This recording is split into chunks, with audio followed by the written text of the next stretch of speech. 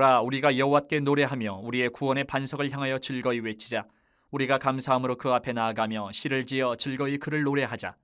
여호와는 크신 하나님이시요 모든 신들보다 크신 왕이시기 때문이로다. 땅의 깊은 곳이 그의 손안에 있으며 산들의 높은 곳도 그의 것이로다. 바다도 그의 것이라 그가 만드셨고 육지도 그의 손이 지으셨도다. 오라 우리가 굽혀 경배하며 우리를 지으신 여호와 앞에 무릎을 꿇자. 그는 우리의 하나님이시요 우리는 그가 기르시는 백성이며 그의 손이 돌보시는 양이기 때문이라. 너희가 오늘 그의 음성을 듣거든 너희는 무리바에서와 같이 또 광야의 마사에서 지냈던 날과 같이 너희 마음을 완악하게 하지 말지어다. 그때 너희 조상들이 내가 행한 일을 보고서도 나를 시험하고 조사하였도다. 내가 40년 동안 그 세대로 말미암아 근심하여 이르기를 그들은 마음이 미혹된 백성이라 내 길을 알지 못한다 하였도다. 그러므로 내가 노하여 맹세하기를 그들은 내 안식에 들어오지 못하리라 하였도다. 개인이 드리는 삶의 예배가 정말 중요합니다. 하지만 공동체가 함께 모여서 드리는 이 찬양과 예배는 더 중요합니다. 이것은 오늘날의 주장이 아니고 구약시대부터 지금까지 이어지는 변함이 없는 영적인 진리입니다. 공동체의 예배는.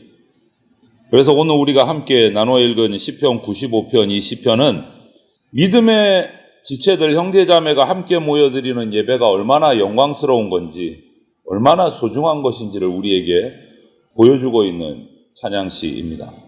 오늘 1절을 보니까 시인은 구원의 반석이신 하나님을 함께 찬양하는 자리로 초청을 합니다. 오라 이렇게 시작을 해요. 오라. 그러면서 하나님은 주저앉거나 쓰러지지 않도록 떠받쳐 주시는 우리의 구원의 반석이시다 이렇게 표현을 해요. 오라 초청하는 이 시인의 초청에 응답해서 구원의 반석이신 하나님 앞에 나갈 수 있습니다. 그래서 우리가 찬양이다라는 것은 예배 가운데 찬양이다라는 것은 이 하나님 구원의 반석을 디디고 서 있는 자들이 할 수 있는 특권이에요. 찬양은 아무나 하는 거 아닙니다. 그래서 주님 없이 살 수 없고 주님 없이 안전할 수 없는 것이 인생이기 때문에 우리가 이 삶을 안전하게 기쁘게 살아갈 수 있다는 이 자체가 우리가 찬양할 수 있고 감사할 수 있는 조건이 되는 거예요. 그런데 만약에 내가 살아가는 우리의 삶 속에 하나님을 찬양하는 이 기쁨이 없어졌다. 감사가 그쳐졌다. 이때 우리는 빨리 생각을 해야 돼요. 이거 정말 내 신앙에 정말 위험한 적신호가 빨간불이 켜졌구나. 이것을 깨달아야 돼요. 돌아보니까 찬양도 없고 감사도 줄어들고 있다. 이거는 우리에게 빨간불이에요. 빨간 신호등이에요. 정말 위험한 거예요. 하나님을 찬양하면 고백이 나오게 돼요. 또 계속 찬양하는 사람이 있으면 그 한 사람의 찬양하는 입술로 시작된 찬양이 점점점 옆으로 확장되어 갑니다. 번져가요. 같이 찬양하게 돼요. 찬양을 하게 되면. 함께 드리는 찬양을 통해서 공동체는 하나님의 보좌 앞으로 나가는 거예요. 그것이 2절에 표현하고 있는 거예요. 그래서 공동체가 살아계신 하나님 앞에 나가서 예배한다. 이 기적은요. 믿음으로 입술을 열어서 찬양하는 그 한 사람부터 시작돼요. 그 한 사람이 우리가 돼야 되고. 그래서 공동체 예배 가운데 찬양이 중요하고 그러다 보니까 성가대까지 생기고 이런 거예요. 그리고 3절에서 시인은 이제 공동체하고 함께 모든 신보다 크신 하나님을 높이고 찬양합니다. 땅의 낮은 곳, 산의 높은 곳에 가득한 하나님의 영광을 고백한다 라고 돼 있어요. 바다, 마른 땅, 그 가운데 어려있는 그 하나님의 손길에 감탄하는 거예요. 이것이 예배의 모습이에요. 찬양의 모습이고. 그래서 3절에 때문에 가장 크신 분이시기 때문에 우리 찬양을 받으셔야 됩니다. 하나님만이 거짓 신들로 가득 찬 이 세상 속에서 유일한 참신이시다라고 고백합니다. 그것이 예배예요. 우리가 예배하는 것이. 세상의 가장 깊은 곳에서부터 가장 높은 곳, 그 사이에 존재하는 모든 것을 통치하시는 분이 우리 하나님이시다. 그래서 찬양은요, 세상 속에 계신 이 크신 창조주 하나님을 우리가 딱 만났을 때 나올 수 있는 반응이에요. 찬양은. 하나님을 만나면 찬양이 튀어나오는 게 당연한 거다. 그런데 내 삶 속에 만약에 또 찬양이 없다. 하루 종일 살아가는데 일주일을 살아가는데 찬양이 없다.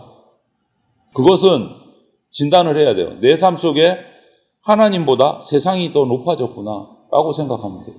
내 삶 속에 찬양이 없다면 하나님보다 세상이 더 높아진 거다.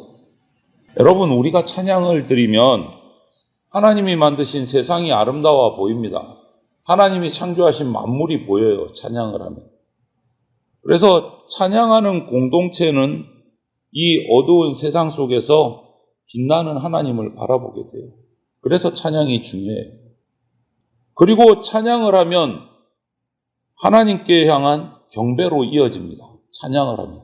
한 사람의 입술로 시작된 찬양이 전체의 찬양으로 확산이 되고 아름다운 하나님을 발견하고 그런 하나님을 발견하게 되면 경배하게 돼요. 찬양은 반드시 경배로 이어집니다.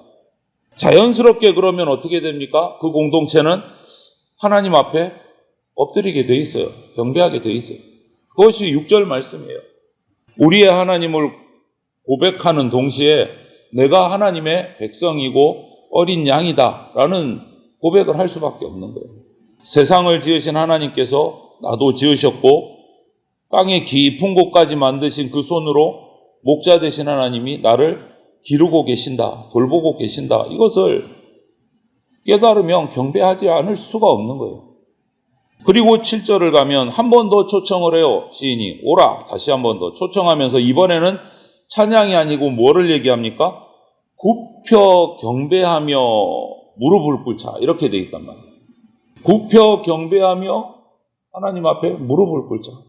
이제 즐겁게 찬양하고 하나님을 만났으니까 그 만난 하나님 앞에 무릎 꿇고 겸손한 마음으로 그 하나님 앞에 엎드리자. 하나님의 임재 안으로 들어가자. 경배하자는 말이에요. 우리가 찬양으로 하나님을 높여드렸다면 이제는 스스로 인생의 주인이라고 주인 노릇했던 그 교만한 자리에서 내려와서 겸손하게 무릎을 꿇고 하나님 앞에 나아가자. 내가 인생의 주인이다. 이 자리를 내려놔야 된다. 그것이 경배다. 그것이 예배다. 우리가 예배로 찬양하고 예배로 들어가면 그 예배 가운데 하나님은 당신이 어떤 분인지 우리에게 나타내 주십니다. 우리를 만나 주세요. 그래서 예배하는 사람은 하나님을 아는 지식에서 하나님을 알게 되면 내가 어떤 사람인지도 알게 돼요. 하나님을 알면 나도 알게 돼요. 그러면 당연히 하나님 앞에 무릎 꿇게 됩니다. 그래서 예배하는 사람이 공동체를 바꾸고 사람을 변화시키는 기적의 도구로 쓰임받게 돼요. 예배하는 사람이. 왜? 하나님을 알고 나를 알기 때문에. 하나님께 쓰임받는 사람이 된다. 8절을 가보면 이렇게 7절까지 찬양과 경배를 예배하면서 그것이 얼마나 중요한지 찬양에서 경배로 하나님을 알면 이어지고 나를 알고 겸손하게 나가야 된다는 것을 찬양한 후에 8절에서 이제 하나님이 말씀하세요. 광야의 무리바와 마사에서 하나님을 거역했던 그 출애굽했던 이스라엘 백성들 조상들의 역사를 되풀이하지 말아라. 이렇게 얘기를 해요. 8절에. 하나님은 예배 가운데 선포하십니다. 말씀을 통해서 당신을 드러내세요. 우리 가운데. 그래서 말씀을 통해서 하나님을 드러내시면 우리는 무엇을 깨닫느냐? 우리가 얼마나 연약한지, 우리의 한계가 얼마나 이렇게 정해져 있는지, 우리 인간의 한계를 드러내세요. 말씀을 통해서. 그래서 하나님을 떠나서 깨져버린 이 세상, 이것을 우리가 깨닫게 돼요. 그것을 깨닫게 되면 하나님이 지금도 이 세상에서 이런 일을 하고 계시는구나를 보게 돼요. 이 세상 가운데서 하나님이 운행하고 계시는구나. 우리가 잘나서 살아가는 게 아니구나를 깨닫게 돼요. 광야에서 이스라엘 조상들이 하나님이 행하실 일을 보았음에도 하나님을 시험했어요. 그게 9절이에요. 하나님이 행하시는 일을 경험했음에도 시험을 해요. 그러면서 뭐라고 얘기합니까? 눈으로 보면 믿을 수 있다라고 우리는 생각을 하지만 그렇지 않다라는 거예요. 불순종했다. 8절 9절에서 그 얘기 하시는 거죠. 여러분, 불순종이라는 거는요, 우리의 지각, 우리의 감정, 우리의 의지가 따로따로 노는 거를 불순종이라 그래요. 하나님을 봤어요? 근데 감정은 무덤덤해요. 의지는 내 마음대로 이 세 가지가 지각과 감정과 의지가 자기 마음대로는 따로따로 노는 거예요. 그게 불순종이에요. 선한 길을 알아요. 무엇이 하나님을 좋아하는지 알아요. 무엇이 하나님이 기뻐하시는지 알아요. 그런데 그 길로 가지를 않아요. 의지도 없어요. 그게 불순종이에요. 그런 제각각의 삶에 나오면 공동체가 병들게 됩니다. 그런 이스라엘을 보고 근심하신 거예요. 무리바 마사를 떠올리시면서 또다시 반복하지 말아라. 10절에 그래서 뭐라고 합니까? 마음이 미혹되어서 하나님의 길을 알지 못하는 상태다 지적하고 계세요. 심지어는 그들이 하나님의 안식에 들어오지 못할 것이다 라고 맹세까지 하세요. 불순종했기 때문에. 그래서 이 장면을 히브리서에 가면 신약에 계속 여러 번 인용하는 모습이 나와요. 무리바 마사의 이 불순종에 관해서. 히브리서 3장, 4장 여기 보면 계속 반복하는 경우들이 나와요. 그래서 하나님의 백성이 안식으로 들어갈 수 있는 유일한 길은 믿음과 순종밖에 없다.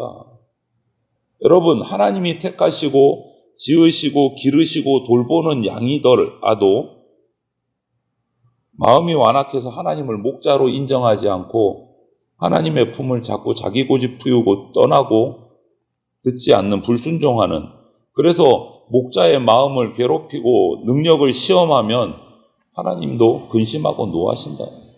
여러분, 무리바 마사를 예로 드는 이유가 있어요. 계속해서 히브리서에서도 인용하는 이유가 있고. 왜냐?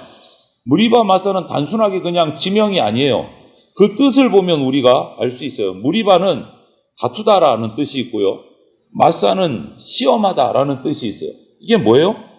그 말 의미 그대로 우리 인간이 양이신 하나님의 창조한 양이 목자이신 하나님과 다투고 목자이신 하나님을 시험하면 무리바 마사의 그 사건이 우리에게도 일어난다.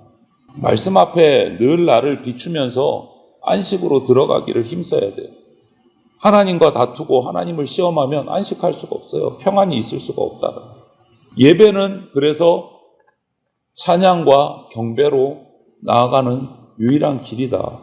거기서 참 안식을 얻을 수 있다. 그것을 오늘 시인이 찬양하고 있는 거예요. 그래서 예수님은 죽기까지 순종하셨어요. 그래서 우리가 다시 찬양할 수 있도록, 다시 경배할 수 있도록 길을 열어주신 겁니다. 그래서 찬양과 경배에는 불순종의 역사를 끊는 힘이 있어요. 여러분, 내가 하나님 말씀을 듣기 싫고 괴로우면 찬양하셔야 돼요. 경배하셔야 돼요. 그때 불순종을 끊는 힘이 나타나요. 예배를 받으시는 하나님이 그 찬양과 경배 가운데 만나주시기 때문에 우리가 사랑하는 교회, 이 교회는요, 세상에서 가장 영광스럽고 아름다운 공동체가 교회입니다. 우리가 함께 예수님 믿고 함께 하나님을 경배하는 곳이, 예배하는 곳이 교회이기 때문에 가장 중요하고 가장 아름다운 공동체예요. 그래서 오늘 하루도 저와 여러분이 대전 장로교회 이 교회 공동체의 한 지체이다. 이것을 기억하시고 기뻐하면서 감사하면서 오늘 하루의 삶 가운데서도 예배하는 삶, 찬양하는 삶을 살아가셔서 하나님이 주시는 그 평안과 안식을 누리는 그러한 삶이 되시기를 주님의 이름으로 축원을 드립니다. 아멘.